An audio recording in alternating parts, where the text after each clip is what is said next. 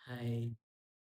നിങ്ങൾക്കറിയോ എന്തുകൊണ്ടാണ് മോദിയെ പോലുള്ള ഒരു ഗവൺമെന്റ് നമ്മുടെ ഈ കേരളത്തിൽ വരാത്തത്? നാട് നന്നാവണമെന്ന് ആഗ്രഹിച്ച് ഓരോ കാര്യങ്ങൾ ചെയ്യുന്ന ഒരു ഗവൺമെന്റ് എന്തുകൊണ്ടാണ് നമുക്ക് വരാത്തത്? എന്നിട്ട് ചെയ്ത പാപങ്ങൾക്കെല്ലാനും പ്രത്യുപകാരം എന്നുള്ള രീതിക്ക് ഇപ്പൊ പലതും ചെയ്തുകൊണ്ടിരിക്കുകയുണ്ട്. എന്തിനാണ് അങ്ങനെ? മോഷ്ടിച്ചോട്ടെ, മോഷ്ടിക്കണ്ടെന്നൊന്നും ആരും പറയണില്ല.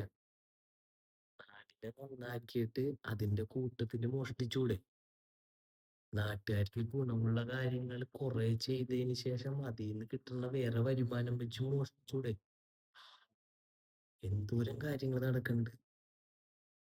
കേരളത്തിൽ എന്തോരം കാര്യങ്ങൾ നടക്കുന്നുണ്ട്. ആ വലിയ ബിസിനസ്സുകാർക്ക് വേണ്ടി ചെയ്തു കൊടുക്കാൻ എല്ലാവർക്കും ഓക്കെയാണ്. നാട്ടുകാർക്ക് എന്തുകൊണ്ട് ചെയ്തു കൊടുക്കുന്നില്ല? എന്നിട്ട് ചെയ്തു കൊടുക്കുന്നതോ എണ്ണി എണ്ണി പറയുകയും ചെയ്യും. അതൊരു 100% സക്സസ്ഫുൾ ആയിട്ടുള്ള കാര്യങ്ങളാണോ? അതുമല്ല. ഒന്ന് എല്ലാരും ഒന്ന് ചിന്തിക്കുക.